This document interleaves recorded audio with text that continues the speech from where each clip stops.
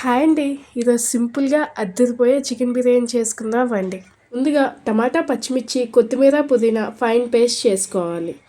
ఇప్పుడు biryani process start చేద్దాం. ముందుగా స్టవ్ ఆన్ చేసి కుక్కర్ పెట్టుకొని 2 టేబుల్ స్పూన్స్ నెయ్యి, 2 టేబుల్ స్పూన్స్ ఆయిల్ వేసి బాగా హీట్ అయ్యాక ఇందులో 2 ఆనియన్స్ కట్ చేసి వేసుకోవాలి స్లైసెస్లా.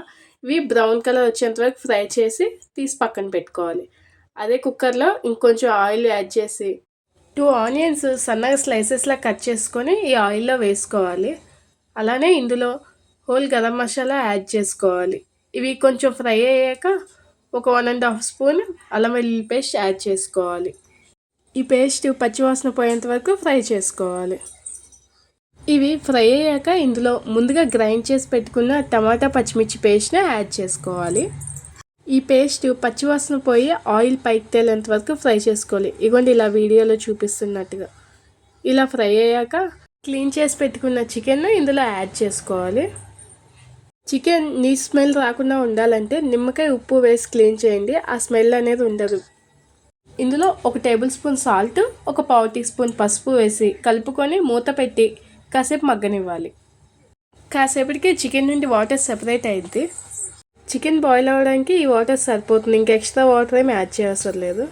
ఇందులో ఒక 1/2 టీ స్పూన్ ధనియాల పౌడర్, 1 స్పూన్ కారం, కొంచెం కొత్తిమీర, పుదీనా వేసి కాసేపు మగ్గనివ్వాలి. ఈ చికెన్ను ఇంకో 10 మినిట్స్ మగ్గనివ్వాలి. ఇందులో కొంచెం కసూరి మేతి యాడ్ చేసుకోవాలి.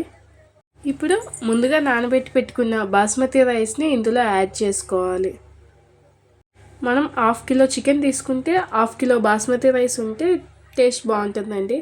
ఎక్కువ రైస్ వేసినా సరే పీసెస్ లేకపోతే ఇంకా మంచిగా అనిపించదు. ఈ రైస్లో 1 పావు టీ స్పూన్ చికెన్ మసాలా వేసి ఈ బాస్మతి రైస్ విరిగిపోకుండా కేర్ఫుల్గా కలుపుకోవాలి.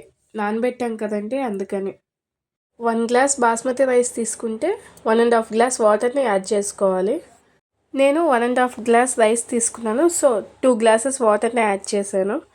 ముందుగా ఫ్రై చేసి పెట్టుకున్న బ్రౌన్ ఆనియన్స్ని కూడా ఇందులో యాడ్ చేసుకోవాలి. ఈ ఆనియన్స్ యాడ్ చేయడం వల్ల బిర్యానీ టేస్ట్ బాగుంటుంది. ఇవి మసాలాలన్నీ బాగా కలిసేలా ఒకసారి కలుపుకోవాలి. ఫైనల్లీ 1 స్పూన్ నెయ్యి యాడ్ చేయండి. లాస్ట్లో అలా వేయటం వల్ల టేస్ట్ బాగుంటుంది. నెయ్యి వేసిన క్లిప్ మిస్ అయింది.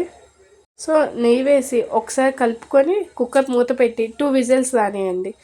2 విజిల్స్ వచ్చాక 20 నిమిషాలు పక్కన పెట్టి తర్వాత మూత ఓపెన్ చేసి చూస్తే ఎంతో టేస్టీ అయిన యమ్మీ చికెన్ బిర్యానీ రెడీ అండి. తక్కువ ప్రాసెస్లో అయిపోవాలి, క్విక్ అండ్ సింపుల్గా అనుకుంటే ఇలా కుక్కర్లో ట్రై చేయండి. బిర్యానీ చాలా టేస్టీగా ఉంటుంది. ఇలా వేడిగా వేయటం వల్ల ఇలా ముద్దగా అనిపిస్తుంది, కానీ కొంచెం చల్లగా అయితే పొడి పొడిగా వచ్చి టేస్ట్ బాగుంటుంది. చికెన్ పీసెస్ అయితే చాలా సాఫ్ట్గా కుక్ అయ్యాయి అండ్ రైస్ ఫ్లేవర్ అయితే అదిరిపోయింది. ఈ బిర్యానీతో బాయిల్డ్ ఎగ్స్ సూపర్గా ఉంటుంది. ఇవి కూడా స్కిప్ చేయొద్దు. ఈ బిర్యానీతో ఆనియన్ టమాటా కీరా యాడ్ చేసుకుంటే ఆహా ఇంకా సూపర్.